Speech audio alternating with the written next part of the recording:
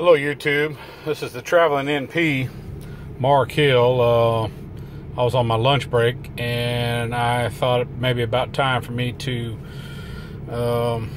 do another video. I've decided what I'm going to start doing is, instead of doing long videos, I'm going to do short videos that are that encompass a single or just a few topics at a time to keep the videos a little shorter and to alleviate boredom while watching them. So I've been traveling nurse practitioner now for since March I started, and I've learned an incredible amount, and so far I love the life, I love the lifestyle. I love pretty much everything there is to love about being a traveling NP, except for a little bit of insecurity when it comes to transferring from one job to the next, and that's something that you have to get used to. That's a topic that I'll cover later on. One of the topics that I want to discuss right now, and it seems like everybody's interested in, is what is the pay like as a traveling nurse practitioner. And I'll tell you from my experience that the pay is dependent on many things. First and foremost, is dependent upon your specialty.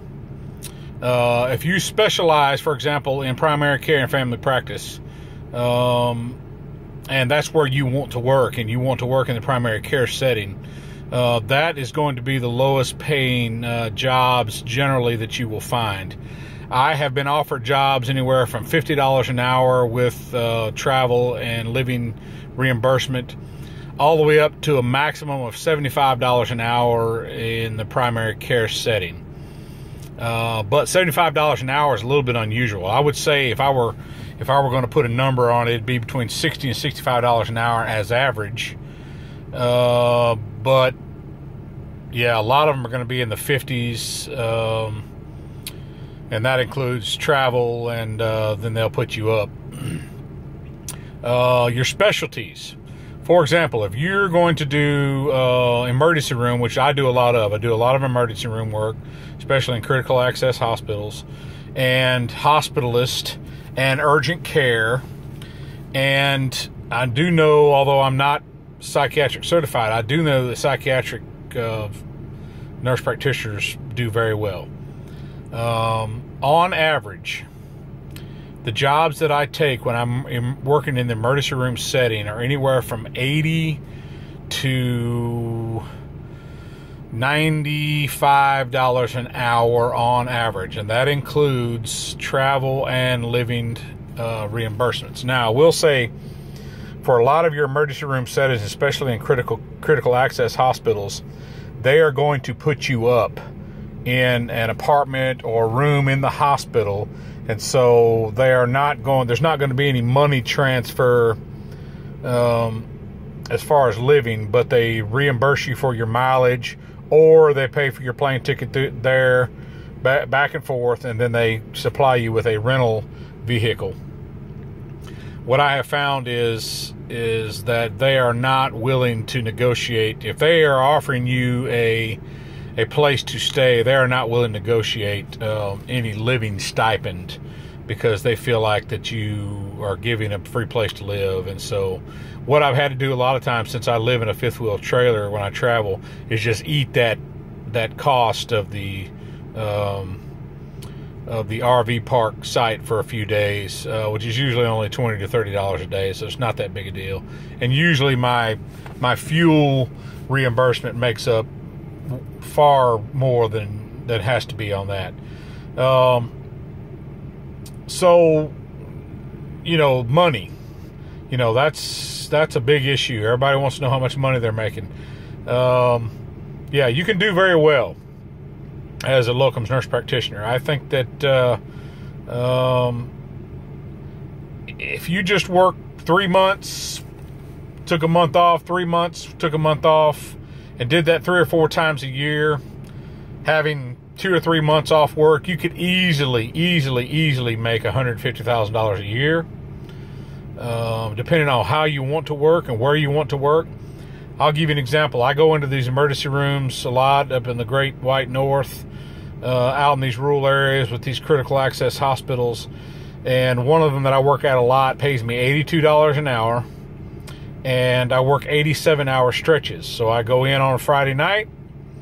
I work all weekend, get off on the next Tuesday morning. And they pay me $82 an hour straight through. They give me a place to live, stay. They feed me 3 meals a day. And then they pay me a travel stipend of 54 cents a mile. And for that stretch, I make about, my gross pay or 1099 pay is about $7,600 for that stretch. I've done one of those weekends a month, 2 of them a month. I've even done as much as 3 weekend stretches in a row like that. Now that's tough, and I was really wore out by the end of it. But it's possible to make really, really good money. So yeah, the money's out there. If you branch out, you get some experience, you get some emergency room work. Urgent care is paid really, really well.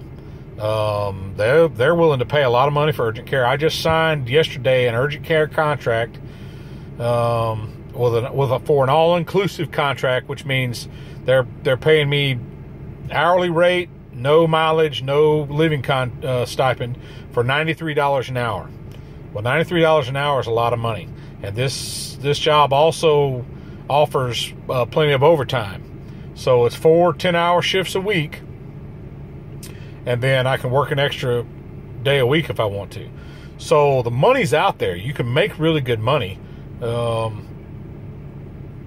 It just really depends on how hard you want to work and what you want to do. If you want to make great money and then be off a lot, you can do that too and still make a really good living.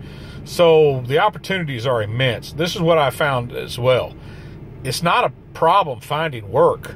The big problem is wading through all of the work, figuring out what you want to do, where you want to go, and how much you want to make. It can be overwhelming. I get inundated every single day. I get emails and I get calls from recruiters trying to get me to go here, trying to get me to go there. And it sometimes is overwhelming. And I will admit, I sometimes get very overwhelmed by all of it. And so I'll discuss that in another video at some point. But yeah, the money's there. If you're willing to work, and especially if you're willing to go to high need areas that they have trouble getting providers to go to, you can make a ton of money in this business. Now, with that comes a lot of issues. You better be a sound practitioner. You better be a sound clinician, because when you go into these critical access hospitals, you hit the ground running and you're it. When I go into that critical access hospital and go in on Friday night, there are no other providers in the hospital, the clinic, or the emergency room but me. I'm it. Whatever happens, I have to deal with. There's nobody on call. You have to fly people out. You're going to get massive traumas. You're going to be putting in chest tubes. You're going to be intubating people.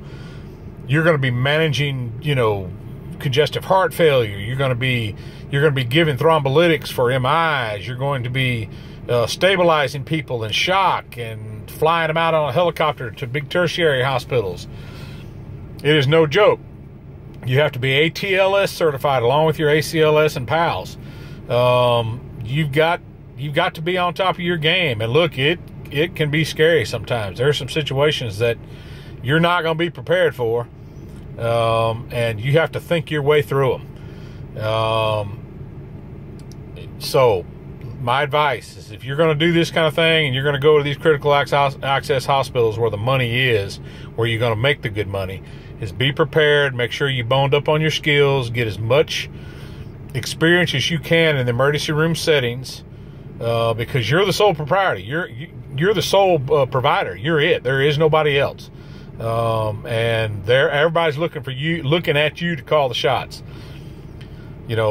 First couple months that was hung around my neck, it was quite the burden and the weight to bear. I will say that. But I tell you what it's done. It's made me a much more studious and much better clinician overall. And as of now, I love it. I enjoy every second of it. This is Mark Hill, a Traveling NP, and I'll be signing out. If you have any questions, let me know, and I'll be making another video here pretty soon. Thanks. Have a great day. Bye.